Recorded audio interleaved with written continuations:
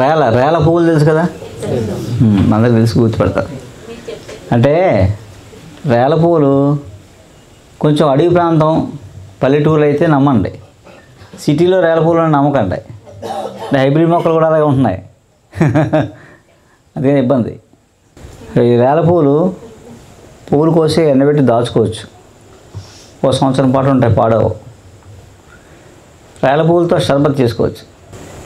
ఇది శీతాకాలంలో షర్బత్. ఇది రేల పువ్వులేమో వేసవికాలం వస్తాయి, వేసవి వెళ్ళిపోతూ వర్షాలు పడే టైంలో వస్తాయి. వేసవిలో ఫుల్గా ఉంటాయి, అసలు ఇల్లు అలా ద్రాక్ష గుత్తులు ఏలబడి ఉంటాయి. అవి ఎండబెట్టి దాచుకుంటే శీతాకాలంలో మనం షర్బత్ చేసుకోవచ్చు. అది అంతే. షర్బత్ ఎలా అంటే ఒక 50-100 గ్రాములు రేల పువ్వులు, 1 లీటర్ నీళ్ళు వేసి మరగబెట్టాలి. మరిగిపోయి సగాన్ని మరిగించేయాలి. 1/2 లీటరు 1/2 లీటరు కషాయం వస్తుంది. 1/2 లీటర్ కషాయానికి 1 కేజీ బెల్లం వేసి మళ్ళీ మరగబెట్టండి. మళ్ళీ తేనెపాకల్లో వస్తుంది. దాంట్లో మిరియాల పొడి వేయండి. మిరియాల పొడి 20 గ్రాములు, 20%, ఒక 20 గ్రాములు వేయండి. పొడి వేసి వడపోసుకొని ఫ్రిడ్జ్లో ఉంచుకోవచ్చు. శీతాకాలం వల్ల జలుబు, దగ్గు, కఫం ఇలా ఉన్నప్పుడు కొంచెం తాగొచ్చు అనమాట. ఒక 5 ml కొంచెం గోరువెచ్చని నీళ్ళు తాగితే దగ్గు, జలుబు, కఫం లాంటివి తగ్గుతాయి. శీతాకాలంలో మాత్రమే ఉండవు. అలాగే శీతాకాలంలో స్కిన్ డిసీజులు వస్తాయి. చర్మవ్యాధులు మామూలుగా ఉన్న చర్మవ్యాధులు ఎక్కువ అవుతుంటాయి, అగ్రవేట్ అవుతాయి. కొంతమంది కొన్ని చర్మవ్యాధులు శీతాకాలంలో ఎక్కువ అయిపోతాయి, బాగానే ఇబ్బంది పెడతాయి. అలా ఏదైతే స్కిన్ డిసీజులు ఉన్నాయో వాళ్ళు తాగొచ్చు అనమాట. రోజు నైట్ ఒక 5 ml షర్బత్తు, ఒక 30 ml వేడి నీళ్ళు కలుపుకొని ఏ స్కిన్ వేసుకోవచ్చు. దగ్గు, జలుబు, కఫం ఉన్నప్పుడు వేసుకోవచ్చు. స్కిన్ డిసీజులు ఉన్నప్పుడు వాడుకోవచ్చు. మంజిష్ట షర్బత్ ఒక 100 గ్రాములు మంజిష్ట, లీటర్న్నర నీళ్ళు జస్ట్ కొంచెం లావుగా బాగుండాలి, ఇలాగా ఎర్రగా ఉండాలి. లీటర్న్నర నీళ్ళు దాన్ని 6 లీటర్ మరిగించేయాలి. 1/2 లీటరు అంటే లీటర్ నీళ్ళు ఎవాపరేట్ అయిపోయాలి. 6 లీటర్లో 2 రెట్లు బెల్లం అంటే కిలో బెల్లం వేసి పాకం బట్టి 20 గ్రాములు యాలకుల చూర్ణం వేయాలి. 20 గ్రాములు యాలకుల చూర్ణం, 10 గ్రాములు మిరియాల చూర్ణం. ఈ షర్బత్ ఇది కూడా పెట్టుకోవచ్చు. ఇది ఏంటంటే బ్లడ్ ప్యూరిఫైర్, రక్త శుద్ధి జరుగుతూ ఉంటుంది. ఇప్పుడు ఇది ఏ సీజన్లో తాగొచ్చు షర్బత్ లాగా, అంటే స్కిన్ డిసీజులు ఉన్నప్పుడు తాగొచ్చు.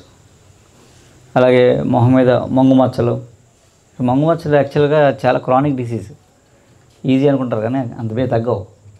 అవి ఇంటర్నల్ ప్రాబ్లం, సైకలాజికల్ ప్రాబ్లం చాలా ఉంటాయి. స్ట్రెస్, టెన్షన్, డిప్రెషను, దానిలో కూడా మంగు మచ్చలు వస్తాయి.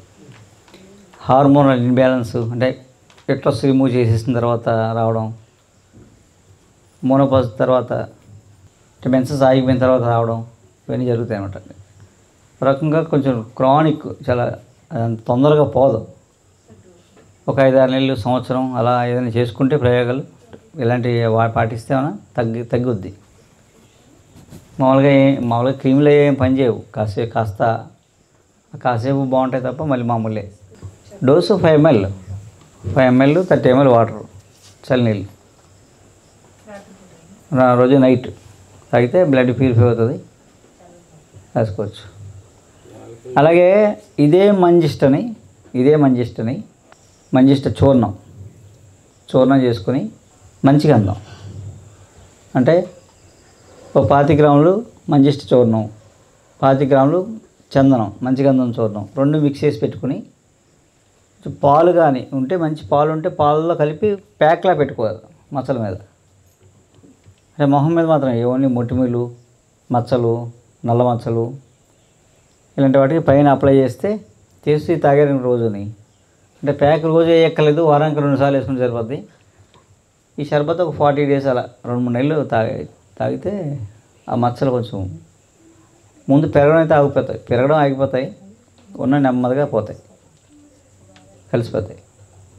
నమస్కారం అండి, మాది పశ్చిమ గోదావరి జిల్లా పాలకొల్లు అండి. మాది నేను ఒక ట్యాక్సీ డ్రైవర్ని, ట్యాక్సీ తోలుకుంటూ ఉండేవాడినండి.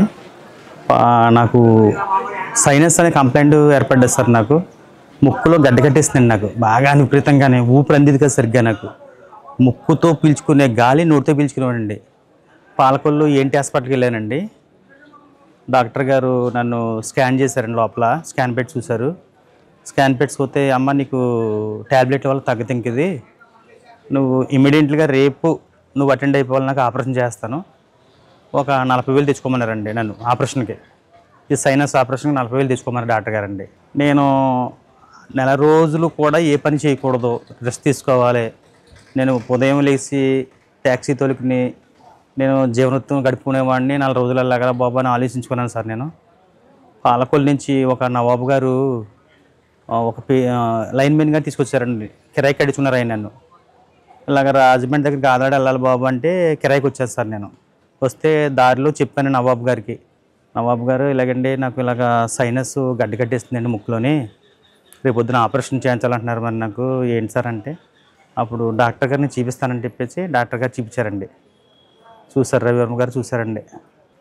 ఫస్ట్ నెల ట్యాబ్లెట్ ఇచ్చారండి నాకండి సైనస్కి.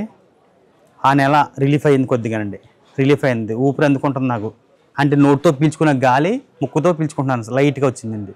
కంప్లైంట్ క్లియర్ అయిపోతుందని చెప్పేసి ఇప్పుడు దాకా మొత్తం క్లియర్ అయిపోయింది సార్ నాకు సైనస్ అంతా. దాంతోపాటు షుగర్ కంప్లైంట్ మళ్ళా నెలలో చెప్పానండి సార్కి. షుగర్కి 2 పూట్ల ట్యాబ్లెట్లు వేసిపోయానండి అండి. ఉదయం సాయంత్రం 2 ట్యాబ్లెట్లు రోజును. ఏంటి జీవితం అంతా ఈ ట్యాబ్లెట్ మింగుతా అని చెప్పేసి విరక్తి పుట్టేసింది నాకండి.